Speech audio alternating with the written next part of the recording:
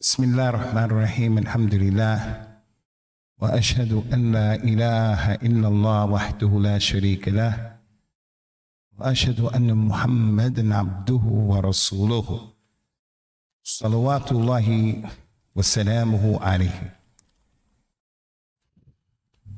I have a really important and serious topic that I have to deal with today.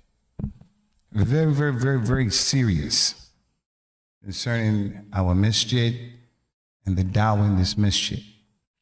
And as per usual, we have shura members from our masjid. They attend the masjid. We don't have shura members of Masjid As-Sunnah who are just making decisions and they don't have anything to do with the masjid. They're people who pray with us Fajr, they pray Maghrib, they pray Isha, and they're with us. So they're here. And they are the people who employ me. And as I mentioned in the talk previously, I thank Allah for the brothers who are on this shura here at Masjid As-Sunnah. Well, bil Munasib and Munasib, the brothers at Masjid Al-Rahmah in Leeds. That was a masjid I was last in the UK. Jahangir Saab and Anwar and the rest of those brothers, they were the shura. When, I don't want to divert, they were similar to this shura. They were ready to put the dawah down. And they stood with me and I stood with them in that attempt. So when we talked about al-wala wal-bara in that masjid, those shura members didn't run away. Just as the shura members here don't run away to try to be politically correct and to be apologetic. So today's topic is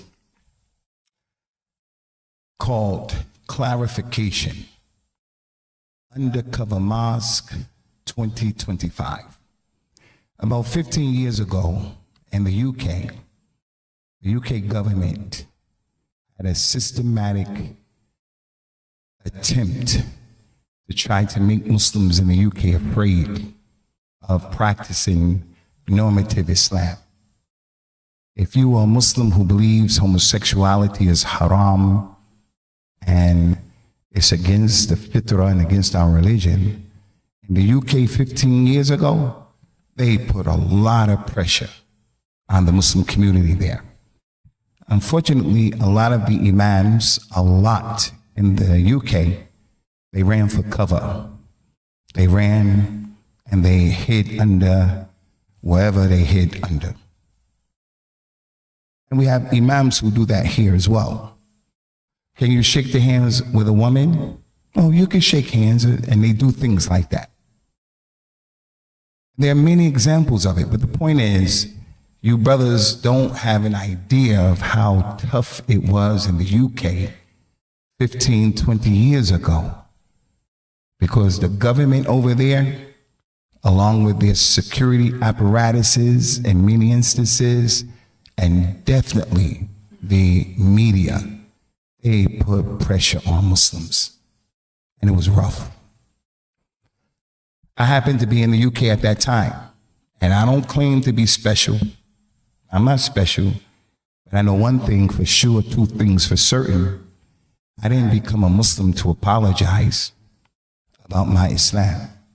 And I wanted to be known by all of the human beings who are witnessing what I'm saying and hearing it, all of the malaika and all of the jinn. And I ask and call Allah to bear witness. وَكَفَى بِاللَّهِ شَهِيدًا. Allah is enough as a witness that I didn't become a Muslim to play around with trying to please non-Muslims or even to please Muslims, whether they're Salafi, Ikhwani, Sufi, I don't care what it is. I'm going to call it how I see it. Inshallah. Won't bite my tongue for anyone. So that's the first thing. Second thing, right off the rip, I'm going to say this because I have to own this. When I was 30 years old, 32, 33, and I was giving dawah, I was young. I was inexperienced. When I was giving lectures, I said things I shouldn't have said it that way. Sometimes I was a bit tough in the way I would put my message across, and it wasn't right. Back then especially, it was a tough time. And we had different people giving dawah. There was this brother from Australia. His name was Faiz. Faiz used to go off. I wasn't like that. You brothers may know Hablos. I think his name is Muhammad Hablos.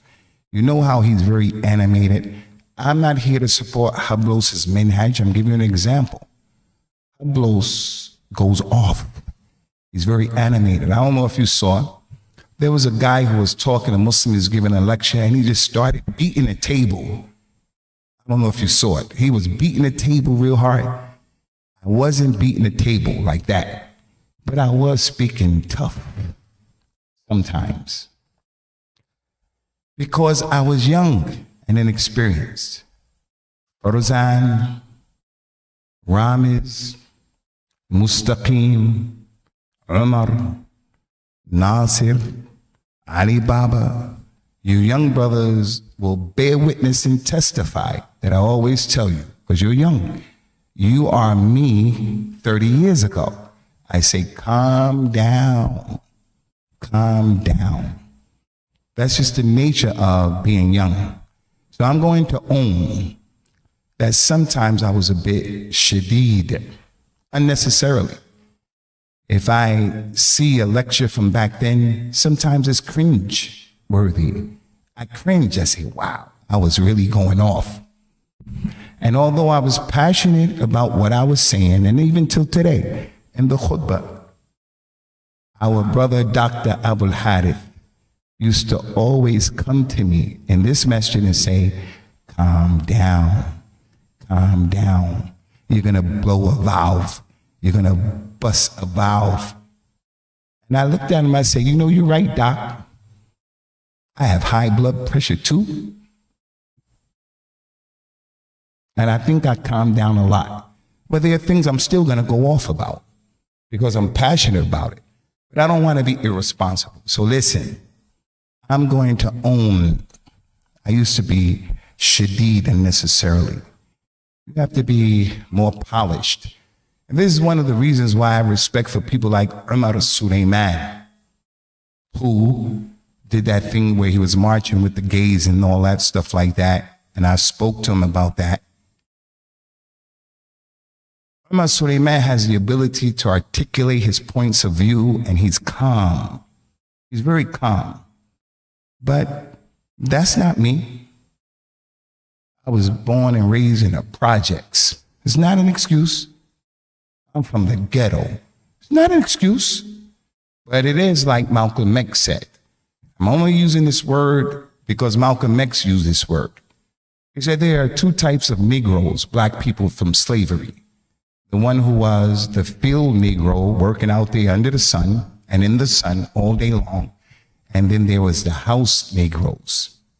House Negroes, who's in the house? And the house Negroes say, Master, are we okay? Are we sick? Malcolm X said he was a field Negro. I'm from the field. And that's why I am the way I am. But at this age, I realized I have to calm down. I'm the representative of the masjid. I'm the one who's calling to a Salafiyya. So I can't be crazy because I'll give Islam a bad name, a bad picture. So I'm going to accept in front of everybody that back then I was young, inexperienced. I'm a better version of myself right now. Am I perfect right now? No. You hear me sometimes, I'll give the khutbah, say, I'm not a damn Arab. I'll say things like that. I don't give a damn. I'll say things. It's better not to say that. But you get passionate and you say those things.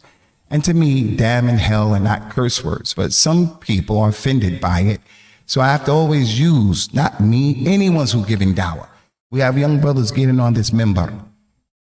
We are trying to train them You have to bring your A game to the table when you're talking to the people. Be prepared, know what you're talking about, and don't go off. So I own that.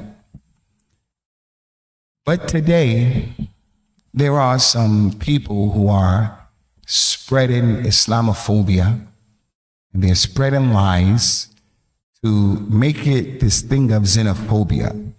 Us, the non-Muslims, against them. So they always want to paint us as being terrorists. We're extreme. We're radical. Because our sister Sumaya, my wife, they wear niqab, they wear gloves. That's extreme. That's extreme. And those things that non-Muslims find a problem with, what comes from Islam.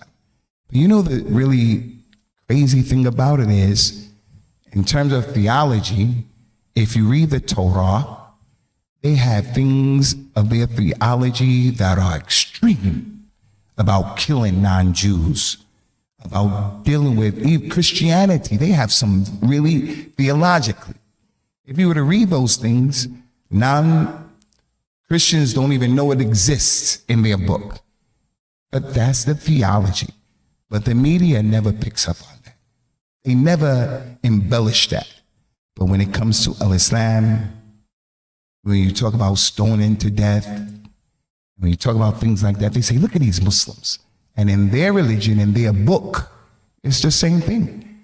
Their book is talking about a particular time. It could be right now that they understand those things should be applied. But Muslims say, no, we don't apply these things right now, like concubines, the permissibility of concubines back then. We don't call to that now. Corporal punishment by stoning. We don't call to that right now because of the context. Those ayats and verses about jihad, smite their necks and do this and do that. There's a context to that. There's a time, a place, and people who do that. That's not now. So since I've been here, I was sure remember Abu Asma, Abu Tariq. Since I've been here, I've been calling against extremism in our ranks, radicalism in our ranks. And in the UK, I used to do that. And the government over there appreciated that. But they were not satisfied with that. They wanted me to tone down and not to mention and not to call them out for their racism, for their double standards. Just go back to the recent khutbah that I gave called Where's the Justice? Where they described the guy who did what he did in Louisiana as Islamic terrorism. Why are you calling it Islamic terrorism? When right at the same time, there was a white guy who got caught with a number of bombs, but you didn't call it Christian terrorism. And it is a fact that white racists commit more terrorist acts in the world, in America, than anybody else. But you would think as Muslims commit terrorism.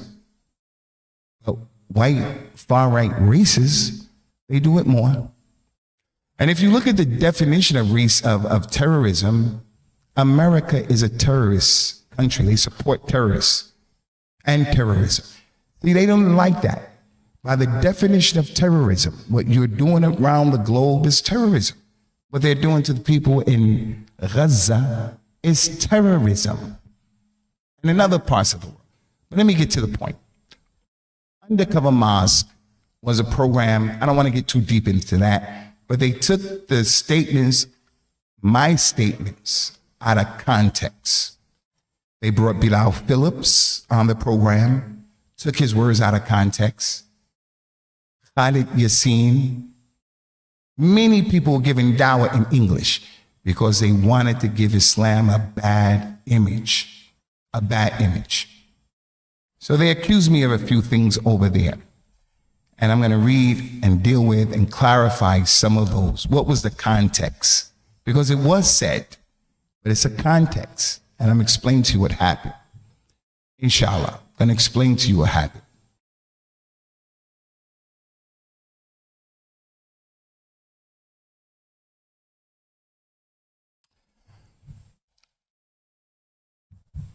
In the Undercover Mosque program, the West Midlands Police, I used to live in Birmingham, and that's West Midlands, like this is Central Florida. It was West Midlands, Birmingham. When this program came on, the West Midland Police, they saw the program and they investigated all of the people who were premiered on that program. I was 30 minutes of the program. The other 30 minutes was everybody else. The African American from America, the other, xenophobia. He was, and they had me for 30 minutes. And then the other 30 minutes was everybody else. Well, I'm here to clarify some of that. 10 things that they took from me out of context. West Midlands Police looked at all of those videos that they said I said this and that, and they saw what was said before, what that program put my words, and what I said after. What did they do? West Midlands Police, which is a security apparatus of the UK, they said, he's innocent of what you're saying. You people of Channel 4 took his words out of context, and they brought Channel 4 up on charges of compromising community cohesion. So I was exonerated. I didn't do that. And if I did say those things, they'd have put me in prison or they would have kicked me out of that country. But they didn't, because it was a context. These people made the better of my kalam. They cut off what went before, cut off what came after, and they misconstrued intentionally what I said. So now, I just want to clarify some of those things, and I hope I can get through this. I'll go real quick, but some of them need a little bit of explanation, because now, why I'm doing this? Now that I'm in Florida, some of these people here are trying to grab that old information to say, in Florida is this extremist. He was an extremist in the UK, and they kicked him out because of his extremism. They're lying. I left the UK on my own to take a job in the penal system in upstate New York. That fell through. And it fell through because of these people, the media people. And it fell through because when I was transitioning out of the UK to take that job in upstate New York, over $100,000 I was going to make a year. I had that job. But the situation in Gaza happened right at that time. So when I came to the Masjid, I had a choice. Do I keep quiet and I get that job, 100,000 ban a year? Or do I say what I believe about what was going on in Gaza? I said what I believed. And I wore a Palestinian flag around my shoulder. The people in upstate New York said, you're not getting this job. So I left the UK to take a job. I have what they call indefinite remain to leave, a green card. I have a green card in the UK. My children are UK citizens. I can travel back and forth. I didn't break any law. I was just there recently. They let me in, I left. But these people lie. So I want to clarify this for the local media here. I am not apologizing about anything about this religion. I don't apologize. I do take responsibility for when I was young, man. Everybody out here was young at one time. Everybody. Everybody here made decisions and mistakes when they were young. Everybody here. And all you have to do is reflect to back when you were 19, 20, 25. You made bad decisions. I was inexperienced, and I accept that. But what they're saying, they're liars. So I want to clarify that. I have 10 points. I don't know if I'll get through all of them. I try to give 3 minutes to each point, inshallah. 30 minutes, 40 minutes. And I'll explain what was the background, because the people here are seeing the same thing that they said in the UK. The same things that the West Midlands Police looked at, and they said, this guy is innocent. You people from Channel 4, you took his words out of context. And as a result of that, we are bringing you up on charges. And they didn't do anything to me because I broke no crime, and this is not my dawah. First thing that I want to mention is that they said that I had mentioned, and this is true, and they had me and they showed me saying this. You can see the video, and I'm saying it, where I said, throw the homosexual off of a high place. You can see me saying that. Those words are coming out of my mouth. So the newspaper over there and here they're saying, this guy has come to Florida to see me, and he believes you should throw homosexuals off of a high place. I don't believe that. I unequivocally, categorically reject that. I don't believe that. I don't believe in homosexuality. It's an abomination. It's a major sin in Islam. And I'm against homosexuality. And I said here, if you are a practitioner of this, in my opinion, there's something wrong with you. Trump, he came recently and he said, we're not going to get all of this. What are you, either male or female? None of that other stuff. None of that other stuff. But they don't have anything to say because he's part of the establishment. But when you say that, you're in trouble. Anyway, let me tell you what actually happened. Very quickly. One of the greatest books in Islam is called Kitab al-Kaba'ir, The Major Sins by Imam al-Dhahabi. It is a really important book where he brings the major sins in Islam and he systematically, mentions them. And for each one, he brings verses and ahadith and then the statements of the companions and the ulama. I explained that whole book. And I ataqarrabu ila Allah with the explanation of that book. It was a big book, and we completed it from the beginning to the end. When we came to listen, you go back and you check it.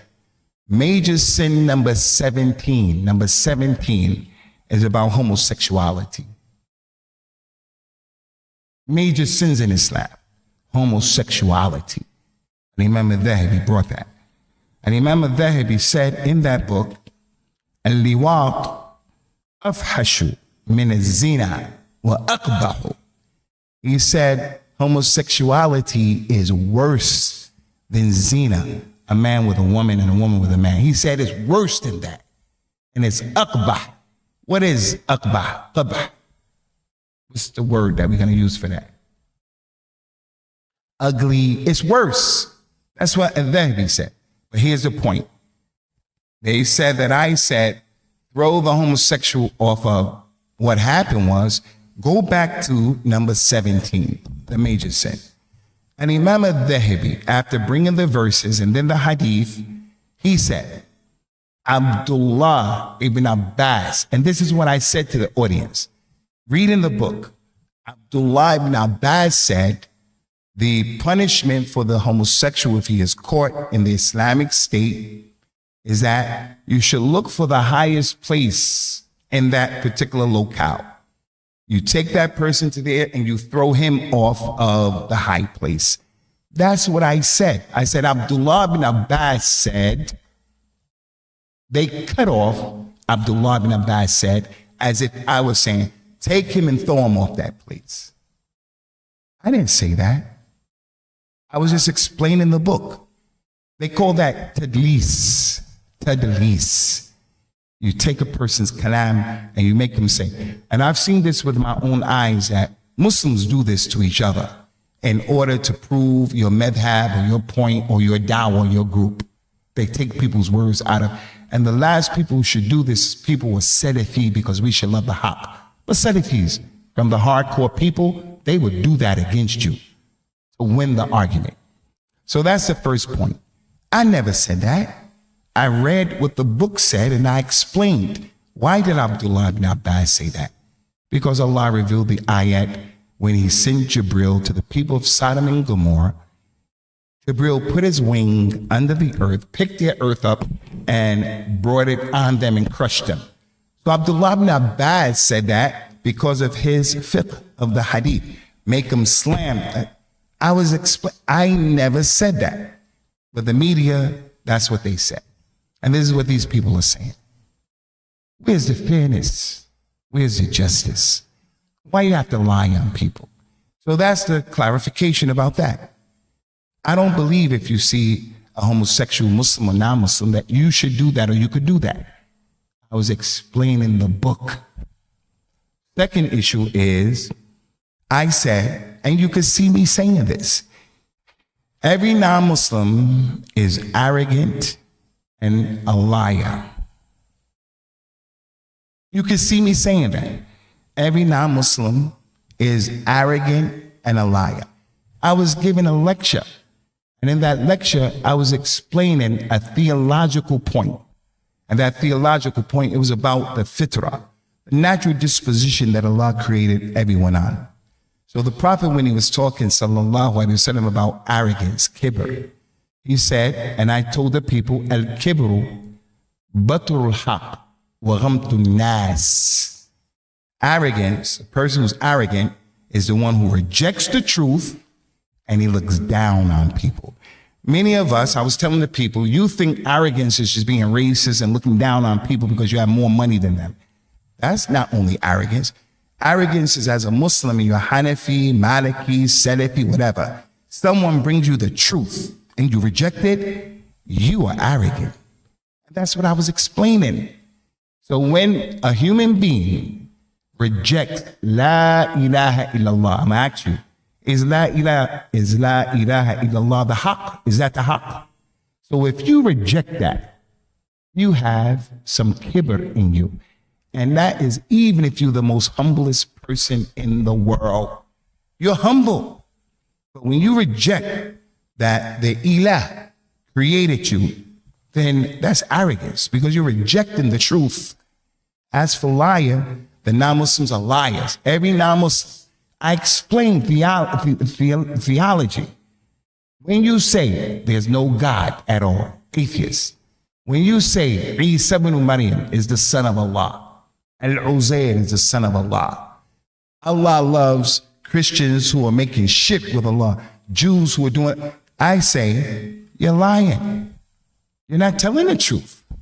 Allah said in the Quran, وَمَنْ أَظْلَمُ مِنْ افْتَرَى عَلَى اللَّهِ كَذِبًا أَوْ يُكَذِّبُ أَوْ كَذَّبَ بِآيَاتِهِ. Who is more of a liar than the one who makes up a lie about Allah? Allah doesn't exist. Allah has sons. Allah has daughters. Allah loves these people who are criminals. You're not telling the truth. So I was explaining the theology of our religion. I wasn't saying every single non-Muslim is just walking around telling lies. My mother, my sisters, my father are truthful people. They're truthful people. But when they reject this religion and say Christianity is the truth, they're not telling the truth. And that's what I explained. But the way they reported it was, I said, oh, I never said it like that. If you look at Judaism and Christianity, they say worse than that about non-Christians and about non-Jews. It's their theology. We don't accept it. We're offended by it. We don't embrace that. So when we say that in our theology, why you try to make it that the person is extreme, person is radical? It's our theology. This is what we believe. But a non-Muslim comes to me and he wants to fix my heat here in my house. Put my heat on, it doesn't work. I call the maintenance people. As soon as the guy comes to the door, I say, you're a liar. I don't deal with people like that. But if he doesn't embrace and accept the one true Ilah created you and he doesn't worship, I say, you're not telling the truth. You have a level of arrogance. That's what I said. They took that context and they separated it from my words. This is clarification. The third issue I mentioned, and you can see me saying this, even if a woman has a PhD, she's deficient intellectually. I said that. You can see me saying that. It comes out of my mouth. But what was the context? The context is I was explaining the famous hadith that the Prophet says, sallallahu alaihi wasallam, ma ra'aytu naqisat aqlin wala dinin min kunna. He said, I have never seen a group of people that have more deficiency in their intellect and their deen than you women.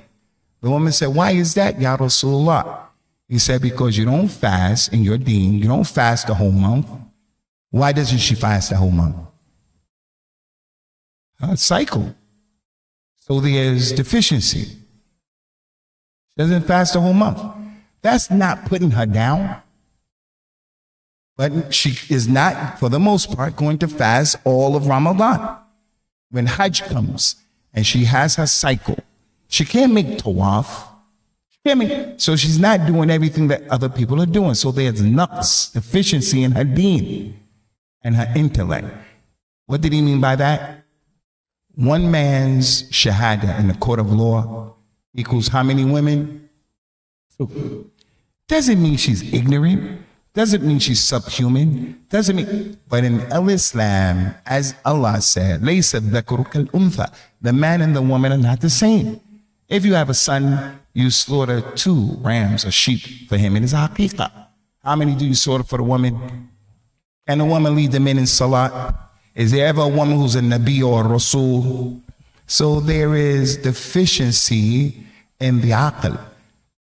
Now, my wives are educated. They have degrees, master's degree, bachelor's degree, and they're intelligent, walhamdulillah. I don't look at them as being, people who don't know, but we know men and women are not the same. They are not the same. And this concept in Islam, we shouldn't weaponize it as men and put women down like some societies do of Muslims. But that's our religion. Are we going to allow a Muslim woman who memorized the Quran and she has beautiful recitation to come in the month of Ramadan and lead us in Salah? Are we going to do that? But the Prophet said, let the one who memorized the most Quran, let her lead. Let him lead. We're going to let her lead? No, it's not our religion. I explained that. And I explained very clearly. That doesn't mean that the woman is inherently ignorant. It doesn't mean that. My wife is the one who gets up before me and say, get up, get up, get up. Get up for Fajr, get up. I would never miss Fajr when my wife is around. Get up, get up, get up. So there are aspects of our wives that they are better in things than we are as it relates to the deen. That was the context. But the way they gave the spin is I'm misogynistic and women are no good. And they have me looking like that. And it was clear what I was saying. And I believe most people understand the issue the way Muslims understand what I'm saying. It's a difference of theology, but they're playing games, as Allah said in the Quran. وَلَن تَرْضَ عَنْكُمُ الْيَهُودُ وَلَا النَّصَارَى. Until you follow their religion, they will never be pleased with you. Want to blow on the light of Allah. Number 3, we'll get through this real quick, inshallah. This is for clarification purposes. So that the lady who called me to do the interview, come, let's do the interview. Let's do the interview. But she doesn't want to come because she knows she's lying. She's lying. The third thing that they put in that program is Bin Laden. Back then, the Bin Laden situation was hot. It was hot. And because of the oppression of the European countries towards the Muslims and Arab lands, it was bad like it's now. It was bad. Many of our youngsters used to do things in the UK that were not acceptable. And I called against that. And one of the things that they did, they were pro-Bin Laden. غَفَرَ اللَّهُ لَنَا وَلَهُ وَرَحِمَهُ اللَّهُ تَعَالَى. I made it clear back then and I made it clear right now. I don't support the dawah of Osama bin Laden. Osama bin Laden had a level of extremism that's not from Islam. And because of the ignorance of our ummah, many of the Muslim shabab and ignorant people supported that stuff. And because I used to call him out in that type of way, some of the people like bin Laden, they made my blood halal. They said, kill Abu Osama. So when I used to go to Nigeria, when I used to go to Sudan, when I used to go to Kenya, Tanzania, when I used to go to Uganda, they had these groups there, Boko Haram and these kind. I used to have guards from the government who would take me to the lecture and back. Because I'm against that, and I made it clear. I said, and you could see me saying this, you can see these words. I said, Osama bin Laden is better than 1,000 Tony Blairs and 1,000,000 George Bushes. I said that. But there was kalam that came before and kalam that came after. I told the people in my speech, bin Laden's dawah is a problem. It's not Islam. It's not good, this, that. I said, but nonetheless, bin Laden is better than 1,000 Tony Blairs and better than 1,000,000 George Bushes. And then I explained. Number one, in our theology, bin Laden is a Muslim and he died as a Muslim. And any Muslim who says La ilaha illallah, if he's committed homosexuality, a major sin. If he's murdering people, a major sin. But eventually, he's going to go to Jannah. The Christians believe you can do whatever you want to do, like America does in these people. Kill whoever you want to kill. Just believe that white Jesus Christ is the Lord and Savior and you go to Jannah. That's what they believe. We say as Muslims in our theology, as long as you don't make shirk, you're going to go to Jannah, inshallah. It's our theology. So what does it mean, bin Laden? Bin Laden is better than 1,000 Tony Blairs, Prime Minister, former Prime Minister of the UK. Better than 1,000,000 George Bushes at that time. What did I mean? I made it clear. I said, listen to this. Bin Laden, who I don't support, because he killed more Muslims than he did anybody else. He was a scourge on our ummah. ISIS and Al-Qaeda, they kill Muslims more than anybody else. That doesn't mean if they killed non-Muslims more, they're okay. I was making a point. He killed more Muslims than non-Muslims, number one. Tony Blair and George Bush, they killed millions of Muslims. Millions. In Iraq, over 1,000,000 Muslims were murdered.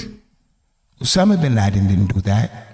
Osama bin Laden did that in Kenya. They said he blew up that building, World Trade Center, people died. America, Bush and Blair, they killed, and that was the point. I wasn't glorifying bin Laden, and it was clear what I was saying. But they took this out, and they said I was glorifying and supporting bin Laden. And anybody who knows me, they know I'm not on that stuff. So I want to make that clear. Bin Laden is better than them because he's a Muslim. And that's why we say, Rahimahullah. May Allah forgive him, and may Allah forgive us. The next thing is hate speech. They said I'm a hate preacher, and that's what these people are saying. I came to Florida to spread hate speech. What is hate speech to them? When I teach the Muslims about al-wala wal-bara, al-wala wal-bara, al-wala is our allegiance is to Islam and the Muslims. And we free ourselves from those people who make shirk. We don't take them as friends and things like that. Usually the first and the beginning of the Islamic New Year, Muharram, the first khutbah, usually I talk about al-wala wa bara. Better pay attention to this ummah. Al-wala wa bara. When you talk like that, they said, I'm preaching hatred towards Muslims. When I say we have to love what Allah loves and we have to hate what Allah hates, does Allah love kufr? No. He doesn't love kufr. He doesn't love khamr. He doesn't love zina. He doesn't love oppression. He doesn't love double standards. He doesn't love people who change his religion. He doesn't love. That's not hate. Again, when you look at the Bible, when you look at the religion of the Yahud and the Nasara, that's how they talk about everybody else. It's okay for them to talk about people concerning their theology. Even in the Jewish, what do they call those people who, the members of parliament right now in Israel, they are saying terrible things about getting rid of the Palestinians and all non-Jews. Prime ministers, Netanyahu, they're saying that because that's their theology. When we say, we don't say kill people. It's not our religion. We say, as a Muslim, you have to have al-wala wa bara. They say that's hate speech. I say, nah, that's not hate speech. That's al-Islam. That's al-Islam when it's taught the proper way. And we mention over and over again the ayat. Allah does not prohibit you people from dealing justly with those people who don't fight you because of your religion. You have to be fair and just with them. That's our religion.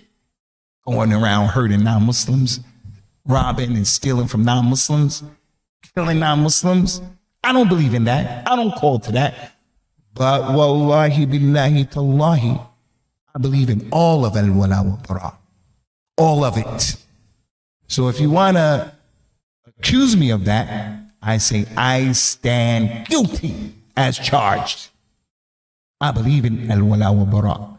As for hate speech, when we see a non-Muslim hate them, nah, I'm not saying that. I never taught that. They took my words out of context. Next thing, Ikhwani, and this is really important. Look at this.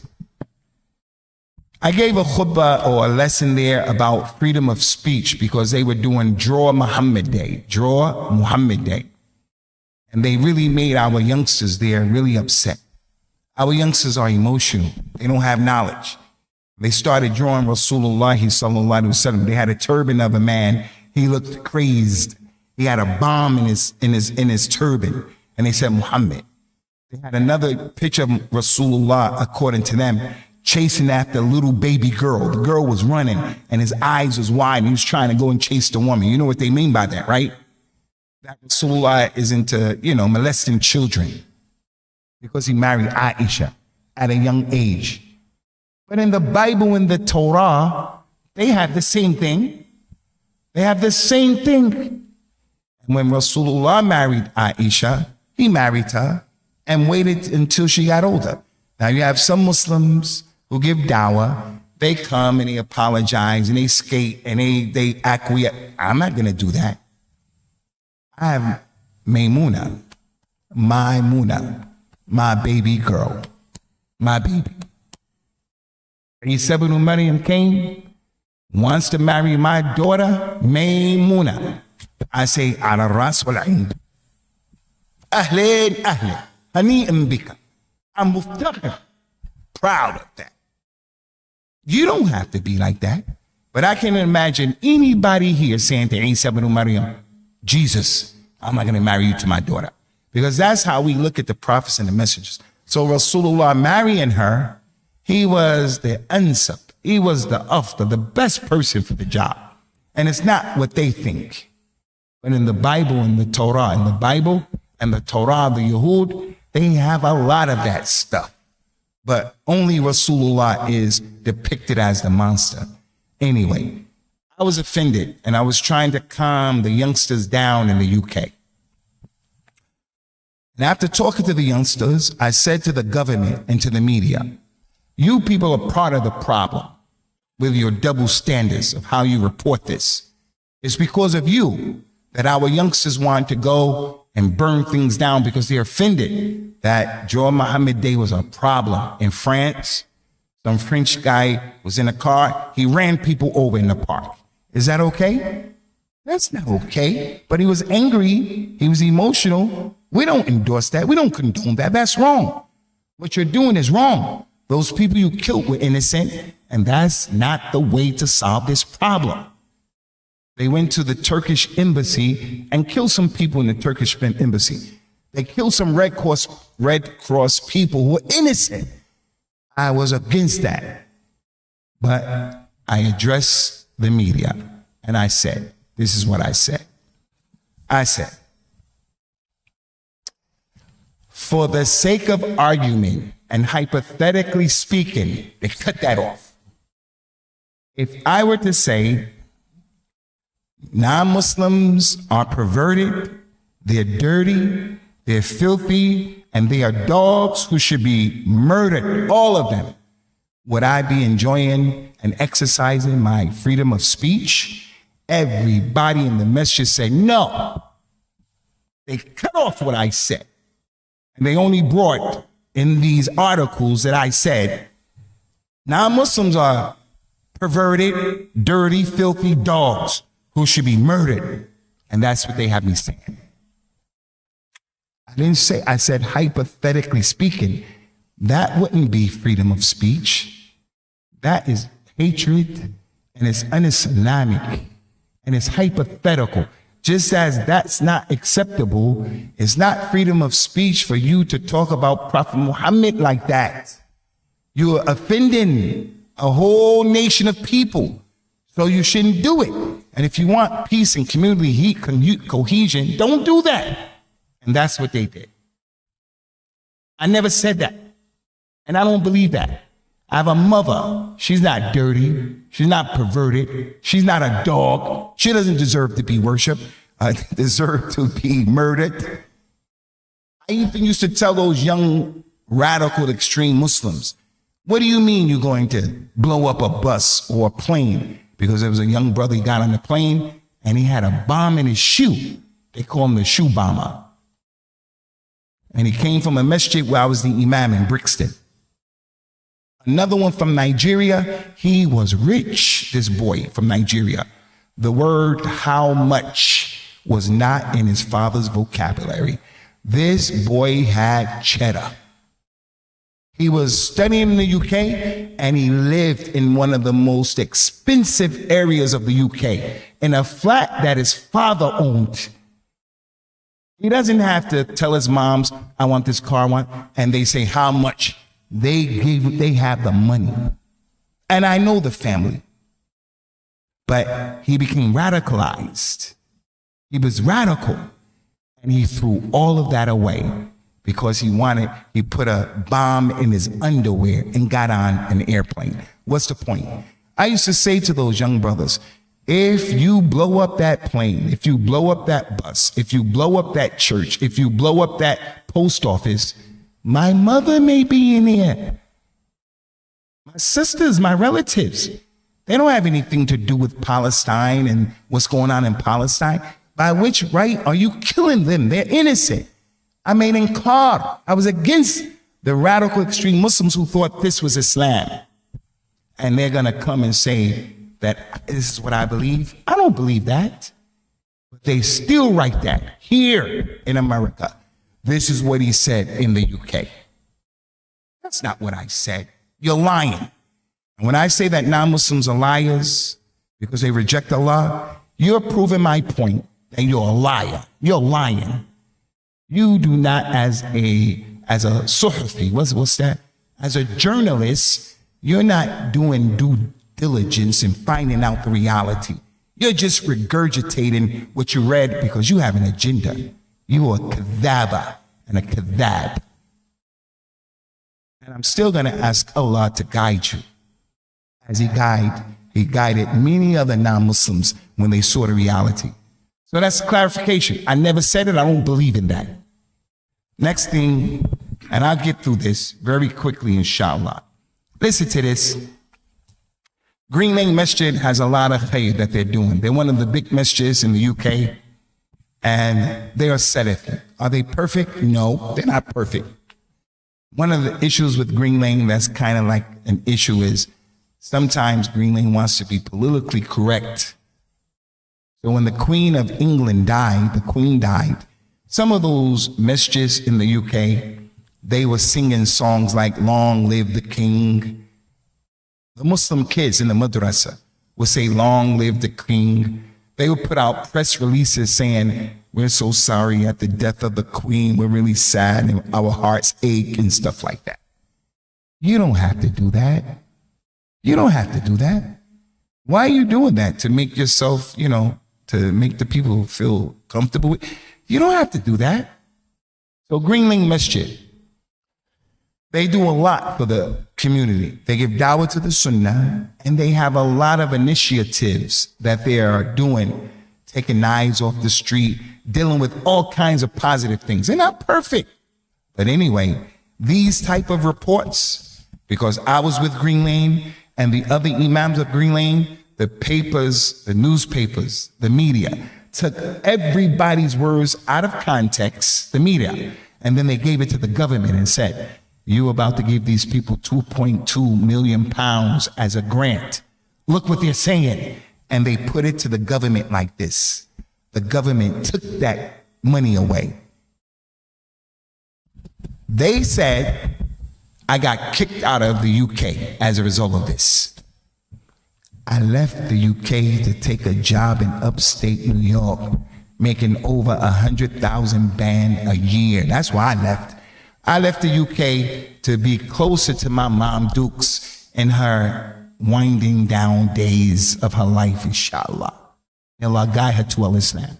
And the Islam that I call my mother to is not the Islam where I tell my mother, let's eat halal pigs, Ummi.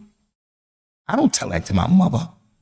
Let's eat halal pigs, Ummi. Let's celebrate Christmas, Ummi. Because they mentioned this again. In the recent khutbah here, I was saying, we don't say Merry Christmas. We don't say Happy New Year's.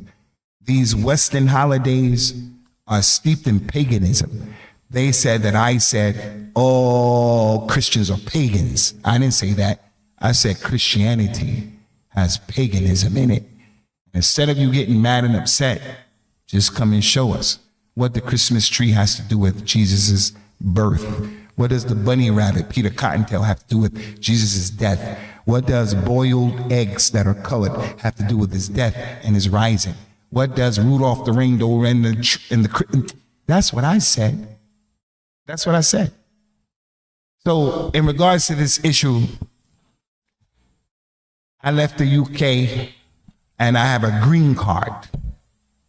They didn't kick me out.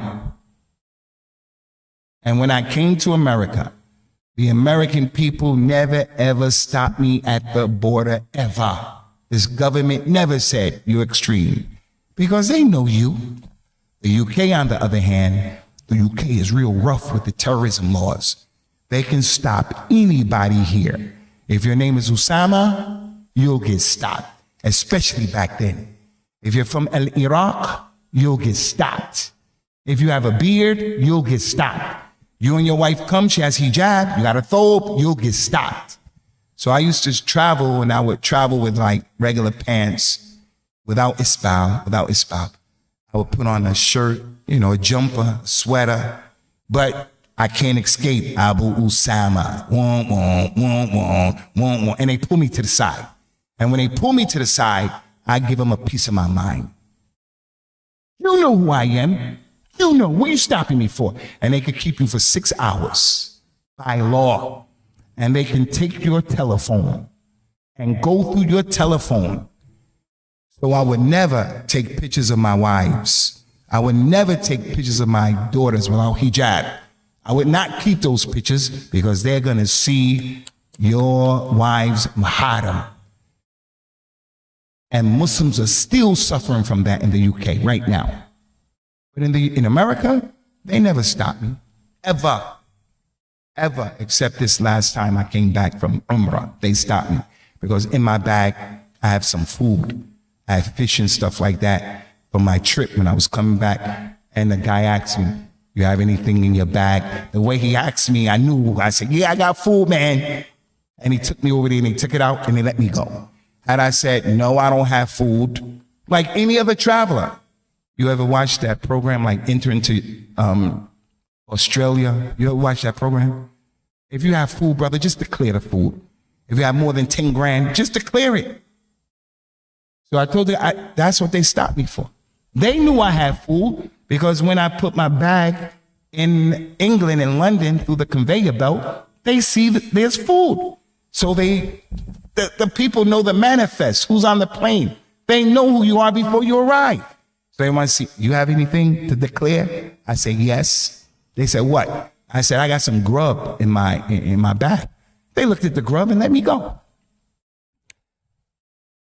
So the point here is, I was never an individual who believed that I was never kicked out of the UK. Never. I'm here on my own choice. But they reported that I got kicked out and now I'm in America. Why are you lying? You're lying. Just tell the truth. You're trying to make me appear, and I'm not no poor bunny rabbit. I'm not here pleading, oh, have sympathy and empathy. I'm gonna meet you at the door, man. But I don't want to be rough and tough. I don't want to be that guy like that. But I am from where I'm from. And I'm not running from people. Especially concerning things I believe in. Not this shura, not the Muslims in this city, and definitely not no non-Muslims. I ain't running from nobody.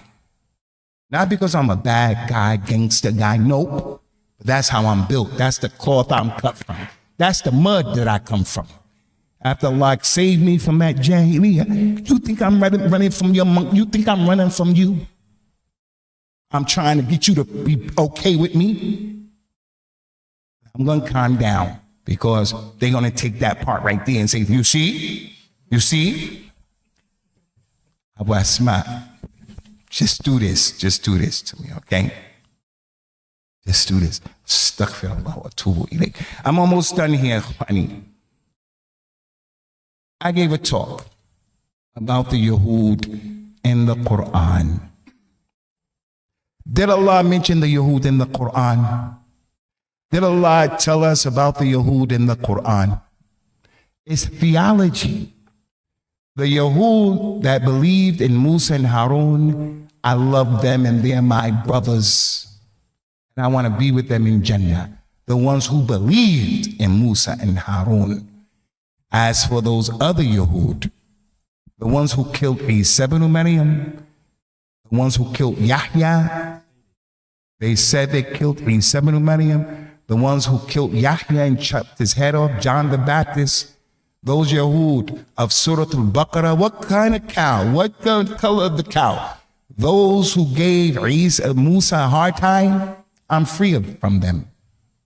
So how did Allah describe them? He described them throughout the Quran of having khida', treachery, trickery, this and that. I gave a talk about what our theology is of the Quran about the Yahud so that we would never get tricked about Gaza and other than that.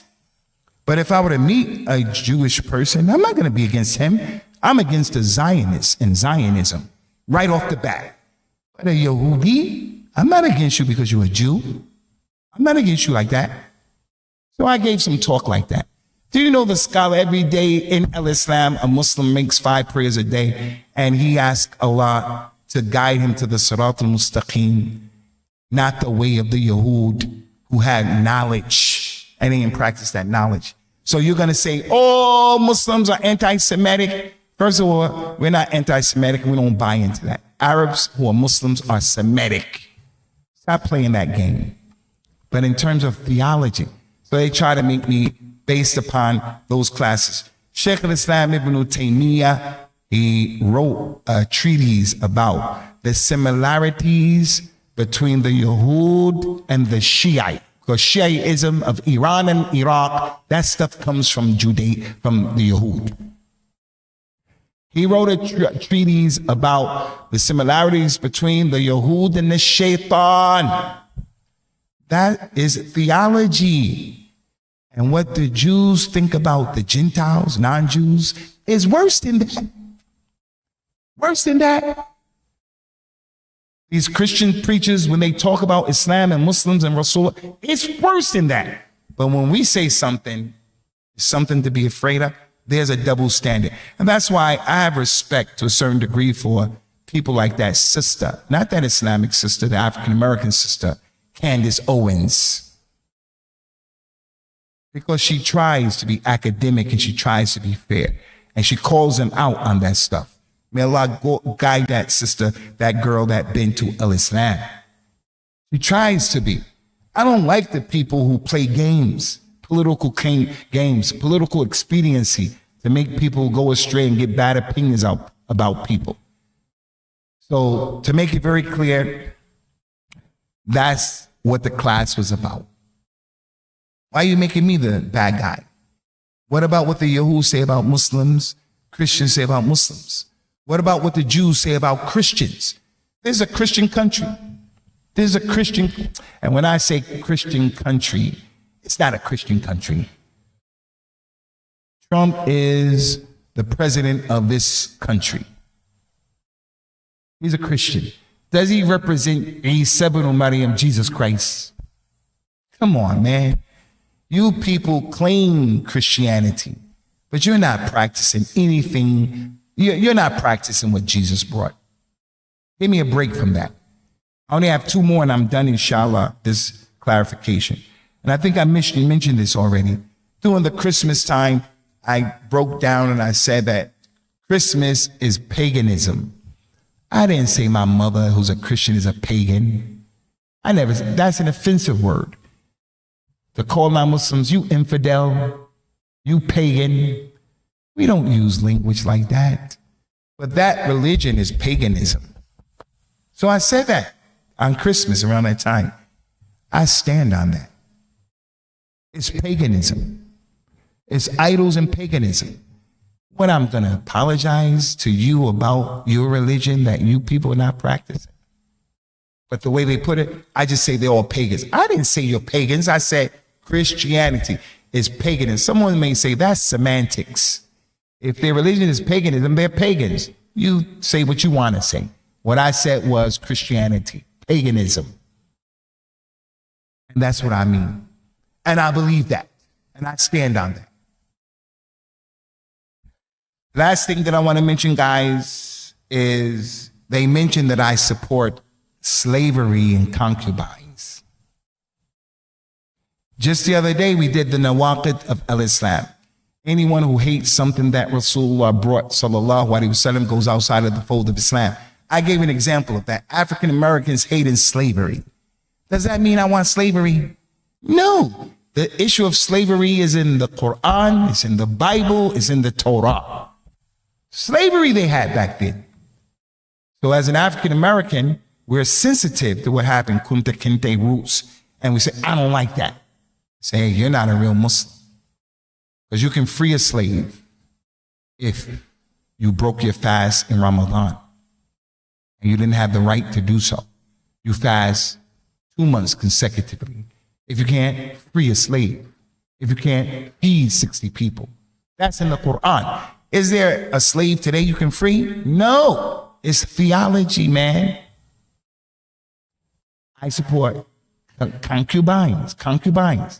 I said here, in this minbar and other minbars, what your right hand possess is not your girlfriend. It's not your side chick. That's not what that's talking about. What your right hands possess. It was during that time what was allowed, like it's in the Bible, like it's in the Torah. But they want to single me out, try to make me appear that we have concubines. Sheikh Abul Harith, you have a concubine somewhere up in the spot? All right, homie. MashaAllah. I'm sorry, Sheikh, but they're going to start asking, who's Abul Harith? So I'm not going to throw anybody else under the bus. Afwan, Sheikh. I'm not from the Fez. I'm not with the Fez. Other than I'm with those people. And I'm going to explain this at the end. So last thing I want to mention, and I'm done here. I want to tell these people and the media and these people, because there's some good police. There are some good people who want to really eradicate extremism, and they're fair and just. There are some. All of them are not like that. But I want to tell them.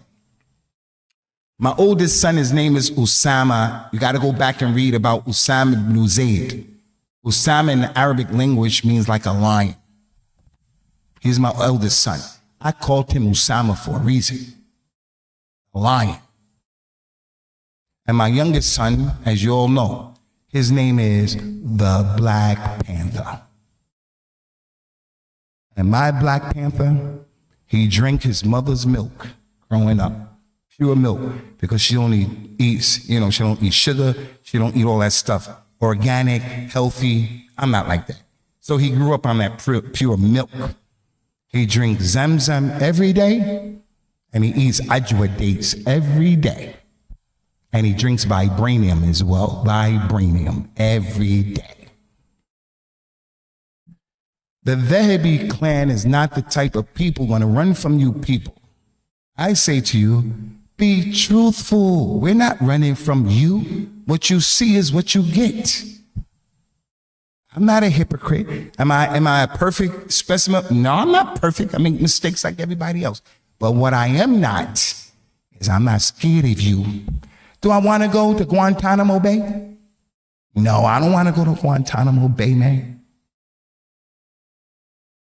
Every time I come out of my house here and I come to Fajr, you brothers, Jassim, all of you brothers, you have wool hats on, you have scarves on, you have jackets. I come here with no jacket because I love this weather here. This weather is not cold to me. But Dhuhr, I open this door and that door. The brother said, what are you doing? What are you doing? It's cold these days. It's not cold to me. I like this weather. I want sakina, peace. I don't want no drama. Prophet Muhammad said, La tatamannu liqa al-adu. Don't hope to meet the enemy. Don't hope to meet. You shouldn't want drama. I don't want any drama. But if you want to bring drama to me, I'm going to meet you at the door. I'm going to meet you at the door. Not because I'm a gangster, I'm tough, but that's the cloth I come from. That's the projects. That's what I learned. That's who I am. So I want to be calm and give a succinct dawah to what is correct. And I'm against extremism and all this. So I say to these people, stop lying.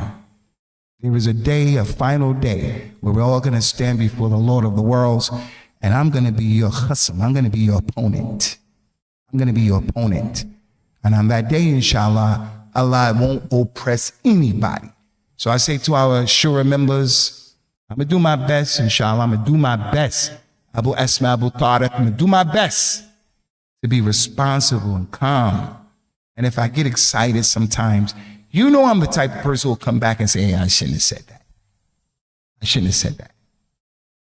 I shouldn't have said that. So we're going to try to move forward collectively. Last thing I want to mention is I want to thank everybody in the community for your support with the procedure that I got for my Habibatain yesterday. Everybody was giving me love, alhamdulillah. And I said I have to come, although I didn't do the khutbah here today. I said I have to come today and I have to get in front of this thing that they're doing, the media, these people. We're not going to take any questions because it's almost 9 o'clock right now. May Allah Ta'ala bless us all. Let us be people who support one another, because I'm going to tell you something. Those masjids in the UK and here as well, instead of us coming together against this stuff, the Arabs say, I was killed the day that the brown bull was killed. I was murdered, I was slaughtered the day that the red bull was slaughtered. The Arabs know what I'm talking about, concerning that story. They're going to slaughter somebody, and you help them and you allow them, and you didn't support. Your turn is coming. Your turn is coming. So some of these masajid in America and the UK, they used to do that. They would say, yeah, he's this, he's that. I was in a community in Liverpool. Liverpool had a lot of potential to do a lot, but we had all of these jama'at in that place. And one of them was called Al-Islah, from the Ikhwan al-Muslimin. Hamas, the Ikhwan Muslimin, their minhaj is a problem. It's all about who's going to be in charge of the chair. And those people used to call the charity commission and say I was extreme to get me in trouble. And they were lying. And then when the charity commission would come and they would we talk about it, I show them from the internet. Here's a talk that I gave against this thing. And then they said, why are you people lying on your own people? Why are you people lying on your own people? They were lying on me because they wanted to be the shura. And they wanted the money that was coming in. And then you're going to tell me al-Islam and the Khilafah, get out of here. Ikhwan Muslimin, Hamas, problem, a scourge on our ummah as a minhaj. But there are individuals who are from the Ikhwan who are decent people. They're decent people. They're even Salafi in the Aqidah, as Al-Albani said, and others. It's clear. So I'm going to stop here, inshallah ta'ala. We had grub today. أقول قولي هذا وأستغفر الله لي ولكم ونسأل الله تعالى الثبات والسداد والتوفيق والسلام عليكم ورحمة الله وبركاته.